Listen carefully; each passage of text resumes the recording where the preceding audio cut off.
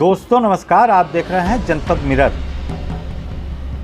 गुरुवार को deputy CM Keshav Prasad Maurya ने सोनभद्र का दौरा किया और स्वास्थ्य व्यवस्थाओं का हाल जानने के बाद गौशाला में जाकर गायों को देखा और उन्हें अपने हाथों से फल और गुड़ खिलाया। बाद में पत्रकारों से बात करते हुए प्रदेश के डिप्टी सीएम केशव प्रसाद मौर्य ने सोनभद्र में भ्रष्टाचार पर बड़ा बयान देते हुए कहा कि सोनभद्र से लेकर पूरा प्रदेश भ्रष्टाचार मुक्त होगा। डिप्टी सीएम ने कहा कि चाहे खनन माफिया हो या परिवहन माफिया, कोई भी बख्शा नहीं जाएगा, सभी पर कार्रवाई होगी।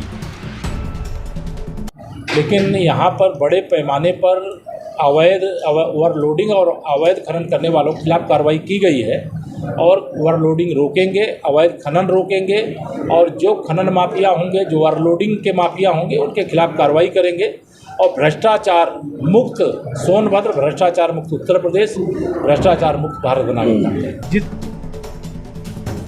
आगामी दिनों में होने वाले नगर पंचायत चुनाव में जिस तरीके से कई गांवों को सम्मिलित कर नगर का विस्तार किया जा रहा है, ऐसे में कई गांवों का अस्तित्व खत्म हो जाएगा, जिसकी वजह से प्रधान की प्रधानी भी खत्म हो जाएगी।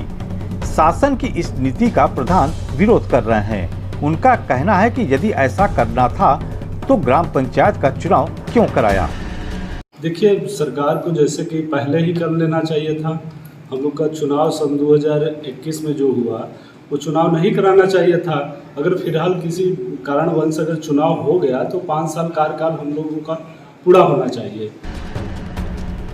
इस सवाल पर डिप्टी सीएम केशव प्रसाद मौर्य का कहना है कि बड़े कामों में कुछ अच्छा होता है तो कुछ विरोध होता है, लेकिन विकास के लिए यह जरूरी है। उन्होंने प्रधानों से कहा कि आगामी नगरीय चुनाव में हिस्सा लें और चुनाव लड़ें।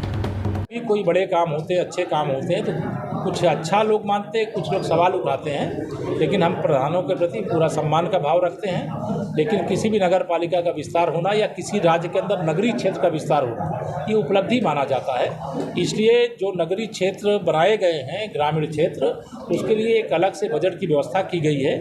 वहाँ की विकास की रफ्तार तेज की जाएगी। जो प्रधान है वो आगे चुनाव अगर लड़ना चाहेंगे तो पार्षद का चुनाव लड़ें। योगी सरकार द्वारा लगातार माफियाओं की संपत्ति पर ताबड़तोड़ बुलडोजर की कार्रवाई किए जाने के सवाल पर डिप्टी सीएम ने कहा कि माफियाओं द्वारा अवैध रूप से तैयार किए गए मकान अवैध होते हैं, जिसका गिराया जाना उचित है। उन्होंने कहा कि हम मकान गिराए जाने के पक्षधर नहीं है, लेकिन माफियाओं को यह संदेश जाना चाहिए कि गलत आखिर गलत होता है। ये विषय इस रूप में कन्वर्ट नहीं किया जा सकता है कि कोई भी बिल्डिंग कोई कहीं बना करके रखा उसे किसी और योजना में लिया जाए। जो भ्रष्टाचार की इमारत है, जो गुंडागर्दी और माफियागिरी की इमारत है, उसको ढहाने का काम कोई हमारा लक्ष्य नहीं कि किसी बिल्डिंग को गिराया जाए, लेकिन कोई अवैध रूप से निर्माण किया है तो वो अवैध है, उसको गिरना चाहिए।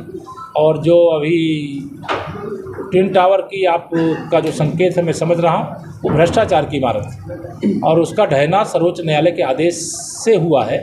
और कोई बिल्डिंग बनती है वो गिरे, ये हम भी नहीं चाहते हैं, लेकिन अगर कोई गलत तरीके से बनी है तो ये मैसेज भी होना चाहिए कि गलत करेंगे तो नहीं बचेंगे। वहीं नगरपालिका से खसरा रजिस्टर गायब होने के मामले को व्यापार मंडल ने उठाया तो डिप्टी सीएम ने कहा कि यह बेहद गंभीर मामला है और इसकी SIT जांच कराई जाएगी। भ्रष्टाचार पर जिस तरह से डिप्टी सीएम का बयान आया, उससे एक बात तो साफ हो गया कि सरकार भी मान रही है कि प्रदेश में भ्रष्टाचार चरम पर पहुंच गया है, जिससे प्रदेश को मुक्त करना होगा। ऐसे में बड़ा सवाल यह है कि जब सरकार लगातार सख्त कदम उठा रही है तो आखिर भ्रष्टाचारियों में इसका भय क्यों नहीं दिख रहा। शांतनु कुमार के साथ आनंद चौबे, जनपद मिरर, सोनभद्र।